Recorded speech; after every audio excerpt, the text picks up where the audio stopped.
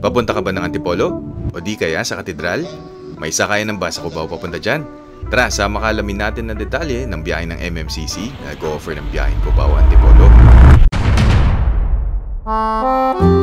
Hi guys, ako si Renz at nagpunta ako ng Araneta Busport noong January 12, 2025 para sana itaray ang recently posted ng ES Transport na babiyahe na sila papuntang Cabanatuan. Unfortunately, mga bus lang na Solid North at Ceres ang dinatnan ko. Sabi ni Kuyang Guard ng Busport, nagsabi daw ang dispatcher ng ES Transport sa kanya na may darating silang bus maya-maya. Kaya mula 1 PM naghintay ako. Kaso nagdalawang isip ako pagkalipas ng paghihintay ng mahigit 1 oras dahil kung sakaling darating nga ang bus ng ES Transport, madalim na darating sa Cabanatuan. Kaya napaisip ako itry na lang isa sa mga matagal ko nang gustong i-feature ang bus ride papuntang Antipolo. Ayun, may bus ng ES Transport. Kaso papuntang Valenzuela pala. Nauna itong RRCG sa pila kaso okupado na ang gusto kong upuan kaya tiningnan ko kung pwede na sumakay sa susunod na bus, kaso hindi pa pala sila nagpapasakay. By the way, para sa mga hindi pa updated, dito na napila ang bus ng Alabang Metrolink sa tapat ng Farmers Plaza papuntang Dasmariñas, Cavite. So after few minutes, sumabante na rin sa wakas ang bus na nasa unahan ng pila.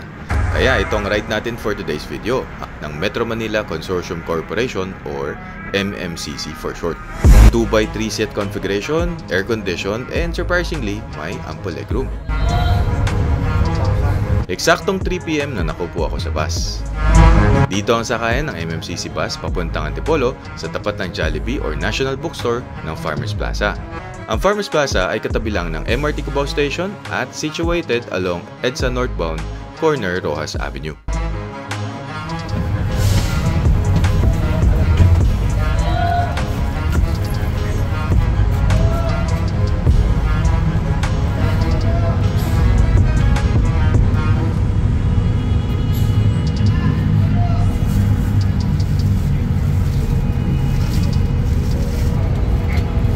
After 10 minutes, umalis na ang bus sa pila, bale 3:10 ng hapon. Actually, nalaman ko kay Kuyang Konduktor na 3 bus companies ang bumabiyahe sa route na ito. MMCC, RRCG at Diamond Star. Ang schedule ng biyahe ng mga bus companies na ito ay pare-pareho lang dahil alternate lang sila sa pila. Ang biyahe mula Cubao papuntang Antipolo ay mula 4 AM hanggang 11 PM. Kapag ikaw naman ay mula Antipolo papuntang Cubao, ang schedule ay mula 4 AM hanggang 10 PM.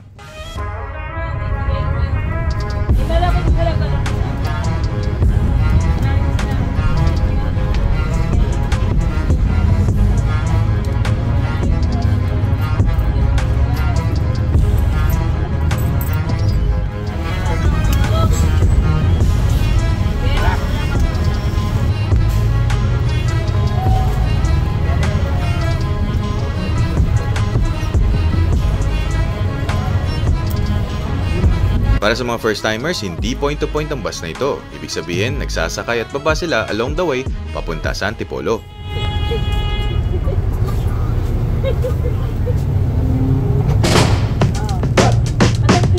Nagsingil na si Kuyang Konduktor along Aurora Boulevard. 50 pesos ang pamasahe mula Cubao papuntang Robinsons, Antipolo.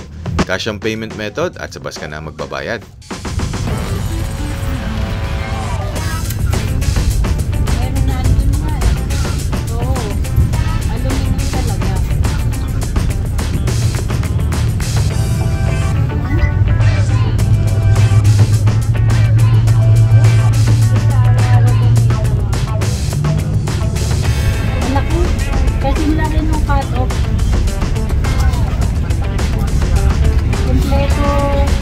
Kompleto.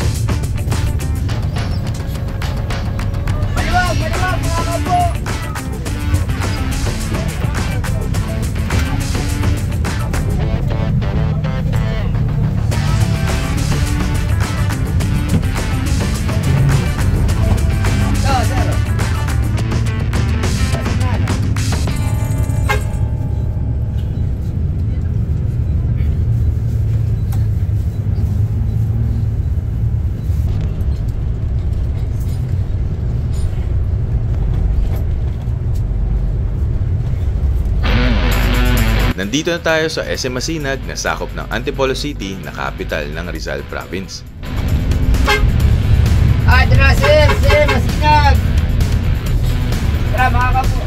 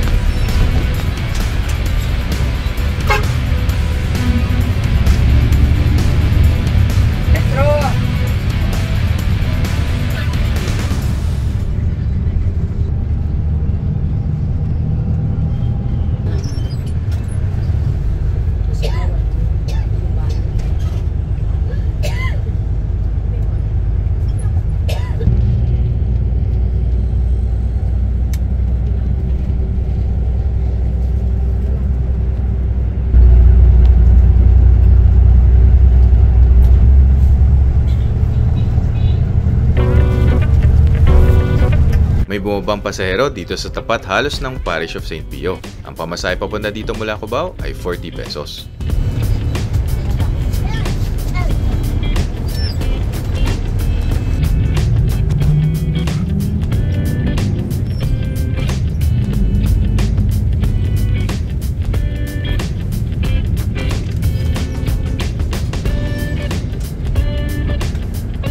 Nandito na tayo sa area ng mga dinadayong restaurants along Sumulong Highway dahil sa view. Nasa kaliwa ang Cloud9 Restaurant. 45 pesos ang pamasahe papunta dito mula Cubao.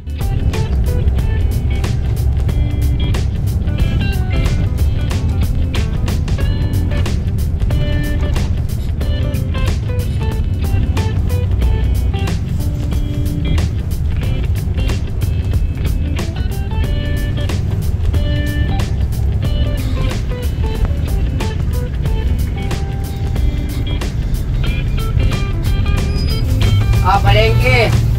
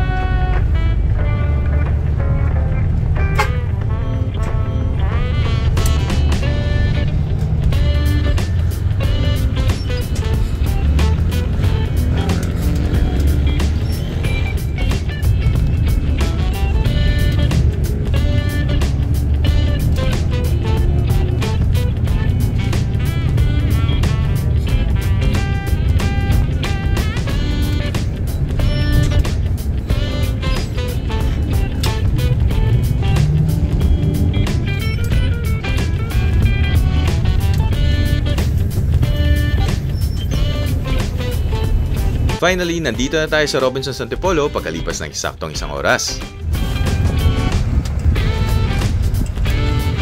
And salamat sa bus crew ng MMCC Bus number 1703 sa ligtas na biyahe.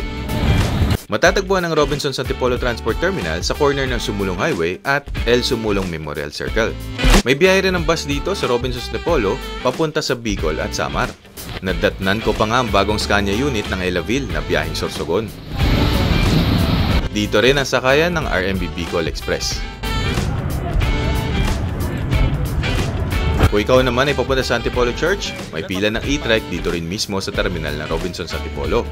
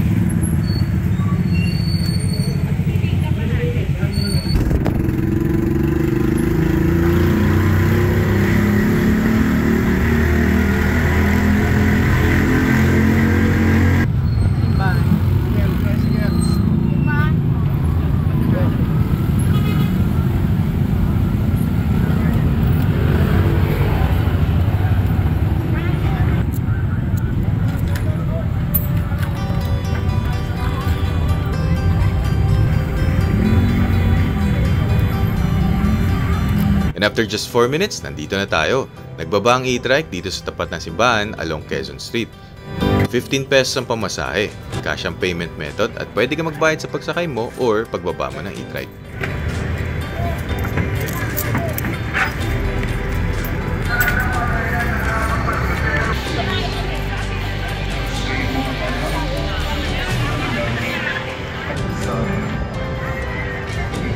Ang minamahal kong anak. Pangatlo ay alaga. Mahal, halaga, alaga. Sa pag-uwi naman, hanapin mo lang yung Starbucks along Quezon Street kasi doon nakapila ang e-trike pabalik naman ng Robinsons Antipolo. Siyempre, same lang ang pamasahe.